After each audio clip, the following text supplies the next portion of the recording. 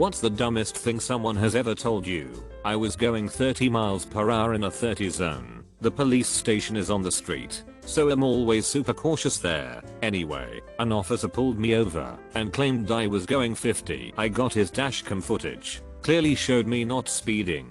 But part of the footage, you can see the police officer going 40 miles per hour to catch up to me. Someone defended the officer by saying, if you were really going 30, then why did the officer have to drive 40 miles per hour to catch up to you? I'm like, I'm going to assume you're joking here, but by some bizarre circumstance, that you're actually being serious. In order to catch up to anything, you have to go faster than it. If I was going 50, he wouldn't have ever caught up going 40.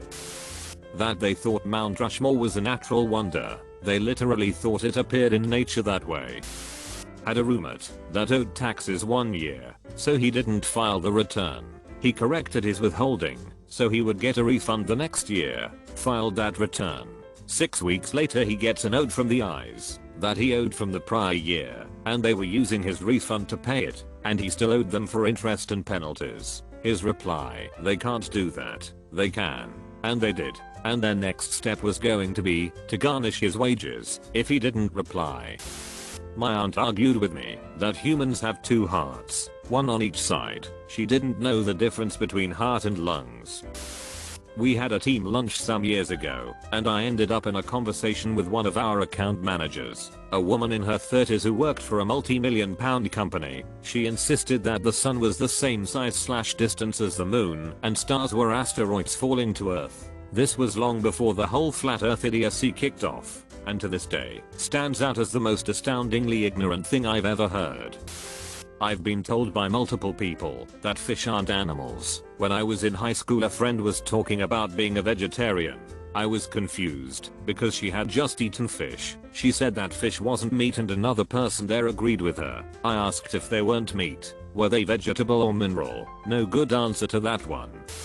A girl told me she couldn't get a sunburn because there was too much wind. Same girl insisted she would become a doctor. I asked why she thought she couldn't tan or sunburn if there was a breeze with a clear sky and 100°F weather. She explained that the wind would cause her to not sweat, so she wouldn't tan. Kinda the same concept. I was showing a co-worker some nighttime sky objects. I pointed to a bright object, telling a North Dakota HS graduate that it was Jupiter, another planet. He asked, is it one of those things they sent up in the space shuttle? Early 1980s. Ron, if you read this, I'm sorry for laughing at you. Follow up. Later that night, when others teased him about this story, he replied, sorry folks, but I'm not a geologist. I don't get off the farm much. Had a teacher tell our class that it can't rain over water. She proceeded to tell us that if the clouds are over water, they will just wait until they were over land, so it doesn't waste water. If a cloud is smart enough to wait until it's over land, so it doesn't waste water, then it has roughly the same mental capacity as any random barnyard chicken, and therefore, we should be able to hunt, kill, and eat clouds. I'll bet they are high in calcium and full of life-extending fluorine. Fight me. Some people at my job were discussing what you were allowed to eat on Fridays during Lent. If you ain't religious, the rule is no meat on Fridays. And this one woman was arguing that you can eat chicken because it's not meat, it's poultry. At this same job, I overheard another person say that vaccines cause Down syndrome. Yeah, not autism, which is still incorrect, but at least it's the myth people go with. This person thought it caused Down syndrome. And the real kicker is, we work at a medical testing laboratory. We literally do a prenatal test for Down syndrome. You can't just come down with Down syndrome later. Once I was talking about the seasonal/weather difference between the US and Argentina with some coworkers, as I had traveled to Buenos Aires during our winter, but it was summertime there anyway. One of said coworkers asked, okay, so what month is it over there right now? So I paused and then had to explain to them that, although there's a seasonal difference, the calendar year/month still aligns with the rest of the world. Shortly after that, my other coworker, who overheard this exchange and happened to be from New Zealand, just looked at me afterwards, puzzled, and said, wow, I really thought they were joking. It was a serious question. When I was small, my father just concluded a conversation on the radio with someone in Australia and I asked why he said it was summer there when it was winter here. Further confused by a temperature of 30°C, he explained how south of the equator they get the opposite seasons. I was able to understand that because I sort of knew about the tilt in the Earth's axis change during the year. Me, being the little genius that I was, did some thinking on that and came to the only logical conclusion. They must celebrate Christmas in June and July 1st was their new year. I work in childcare. A parent got mad at me because I put their little boy in a pink diaper because they didn't pack extras. Despite several reminders, I was told I'm trying to turn their son gay because of the color of a diaper.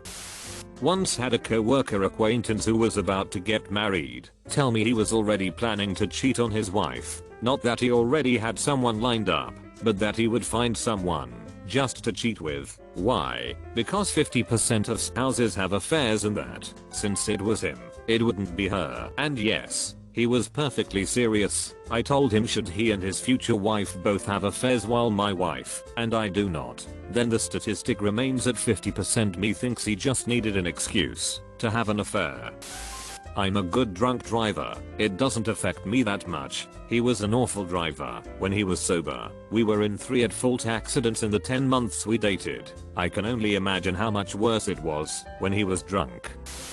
I had a roommate for about a month before we kicked him out. Dude was a severe alcoholic and addict, and beyond the unpredictable and violent behavior, he was without a doubt the dumbest man I have ever met. On one occasion during a storm, he mentioned how crazy it is that lightning came from the ground. I was fascinated by his brain and asked him to tell me everything he knew about lightning. I learned that lightning is channeled from the ground through houses and shoots out of the chimney or an antenna into the sky. There was also no such thing as lightning before houses, as it didn't have a way to escape the ground. On another occasion, I walked into the kitchen to see our sponge had been poorly cut in half in an attempt to separate the abrasive part from the rest. A steak knife beside it. I was instantly amused and asked him what had happened. He then mumbled out like Ozzy that he had fixed it. As always, I immediately wanted to know more. He told me with great struggle that he was at the store and saw the 2 parts of a sponge sold separately and wanted to fix ours.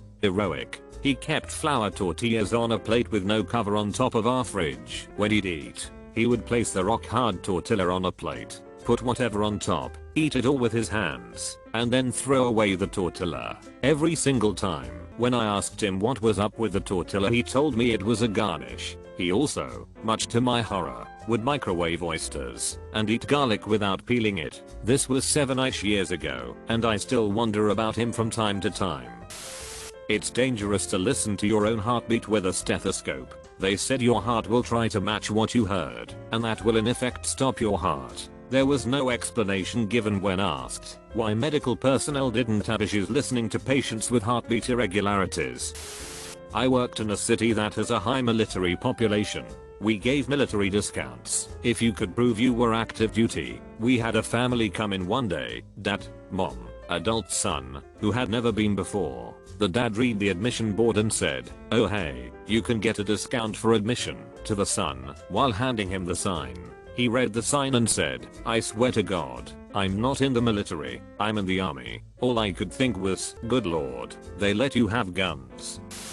My friend told me she could get into an Ivy League school without even applying, just for going to some special high school.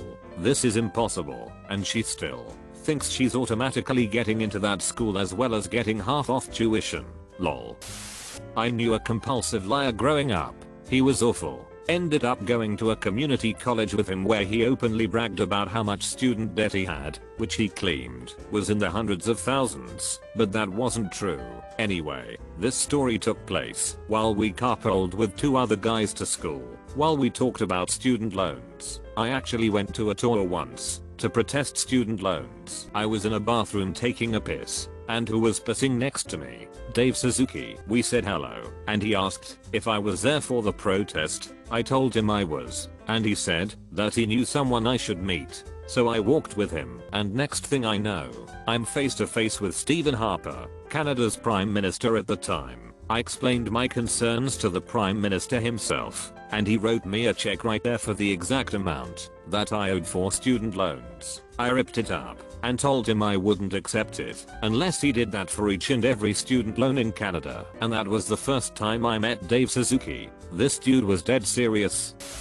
Might not be the dumbest thing on here, but I'm still mad as hell at this guy. He moved to Canada a couple years ago onto a piece of property next to us. He proceeded to cut down nearly every tree he had, including some large, old sugar maples that we knew to be excellent sap producers. He left maybe 5 young maple trees, all close to the road. We find they don't produce as well. We think it might be because of road salt. He tapped his 5 trees. The first time I met him, he said to me, I tapped my trees, but they are not running. They are just dripping. Holy crap, what an idiot. That's what a running tree does. You should have known that before you cut down all your best trees. You'd think if he intended to make some syrup for himself, he'd do some research first and actually keep some maples. I'm extra salty because this piece of property used to be so beautiful. Those large trees let just enough light into a meadow of snowdrops, wildflowers, and daffodils in the spring. It was straight out of a fairy tale. It's now an open field bordered by brambles. He's built the ugliest house and erected not 1, but 2 garages made of industrial shipping containers. Also, he threatened to shoot our dog. Needless to say, my family and I do not like him much at all.